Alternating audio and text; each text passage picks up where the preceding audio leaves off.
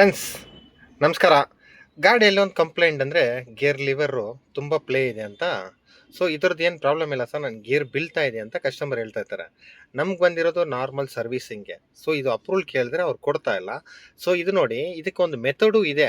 So ಸ್ವಲ್ಪ ಇಷ್ಟು play ಇದ್ದವಾಗ so ಇದಕ್ಕೆ ಒಂದೇ ಒಂದು ₹100 ಖರ್ಚು ಮಾಡಿದ್ರೆ ಸೊ ಇದು ಪರ್ಫೆಕ್ಟ್ ಆಗಿಬಿಡುತ್ತೆ.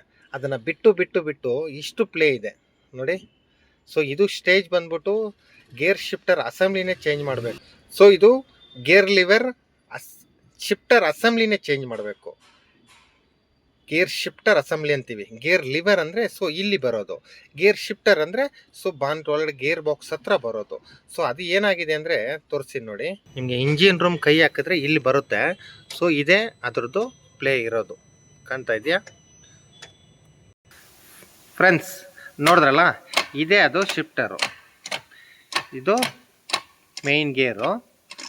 ಇದು ಈ ಕಡೆ ತಳ್ಳಿದ್ರೆ ಇದು ಪೊಸಿಷನ್ ತಗೊಂಡೋಗುತ್ತೆ. ನಿಮಗೆ ಲಾಸ್ಟ್ ಟೈಮು ಕೂಡ ಒಂದು ಹೇಳ್ದೆ, ನಿಮಗೆ ಒಂದು ಹೈ ಬುಷ್ ಬರುತ್ತೆ, ಇದು ಹೋಗ್ಬಿಟ್ರೆ ನಿಮಗೆ ಗೇರೇ ಬೀಳಲ್ಲ ಅಂತ ಹೇಳ್ತಾ ಇದ್ದೆ. ಫಸ್ಟ್ ಗೇರ್, ಸೆಕೆಂಡ್ ಗೇರು, ರಿವರ್ಸ್ ಗೇರ್ ಬೀಳಲ್ಲ ಇದು.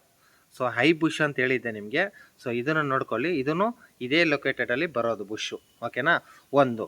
ಸೊ ಇಲ್ಲಿ ಬಂದ್ಬಿಟ್ಟು ನಮಗೆ ಕಾಣ್ತಾ ಇದೆಯಾ, ಈ ಜಾಗದಲ್ಲಿ ಎಕ್ಸಾಕ್ಟಾಗಿ ಈ ಜಾಗದಲ್ಲಿ ಒಂದೇ ಒಂದು ಸ್ಪಾಟು, ಒಂದು ₹100 ಖರ್ಚು ಮಾಡಿದ್ರೆ ಒಂದು ಸ್ಪಾಟು.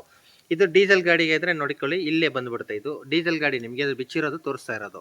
ಸೊ ಇಲ್ಲೊಂದು ಸ್ಪಾಟ್ ಹೊಡೆದು ಬಿಟ್ರೆ ಇದು ಮೂಮೆಂಟು ನಮಗೆ ಈ ಸೆಂಟ್ರಲ್ ಇದೆಯಲ್ಲ, ಈ ಸೆಂಟ್ರಲ್ ಇರೋದು ಇದು ಸೇರಿ ತಿರುಗಬೇಕು. ಕೆಲವೊಂದು ಗಾಡಿಯಲ್ಲಿ ಏನಾಗುತ್ತೆ ಅಂದರೆ ಇದು ಸಪ್ರೇಟಾಗಿ ತಿರುಗ್ತಾ ಇರುತ್ತೆ, ಈ ಪಾರ್ಟ್ ಮಾತ್ರ ಸಪ್ರೇಟಾಗಿ ತಿರುಗ್ತಾ ಇರುತ್ತೆ. ಆವಾಗ ನಮಗೆ ಇದು ಗೇರ್ ಲಿವರು ಫುಲ್ ಪ್ಲೇ ಬರೋದು, ಓಕೆನಾ? ಸೊ ಇದೇ ಗೇರ್ ಶಿಫ್ಟರು ಅಸೆಂಬ್ಲಿ ಅಂತ ಹೇಳೋದು, ಗೇರ್ ಶಿಫ್ಟರ್ ಅಸೆಂಬ್ಲಿ.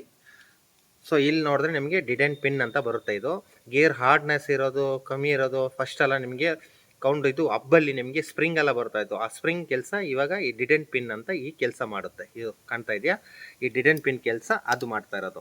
ಸೊ ಇವಾಗ ನಿಮ್ಗೇನಾದರೆ ಡೀಸೆಲ್ ಗಾಡಿಗಳಲ್ಲಿ ತಿರುಗ್ತಾ ಇದ್ದರೆ ಸೊ ಈ ಪಾರ್ಟು ಸೇರಿಬಿಟ್ಟು ಒಂದೇ ಕಡೆ ಇರಬೇಕು. ಈ ಪಾಯಿಂಟ್ ತೋರಿಸಿದೆ ನೋಡಿ, ಇದು ಒಂದೇ ಕಡೆ ಇರಬೇಕು.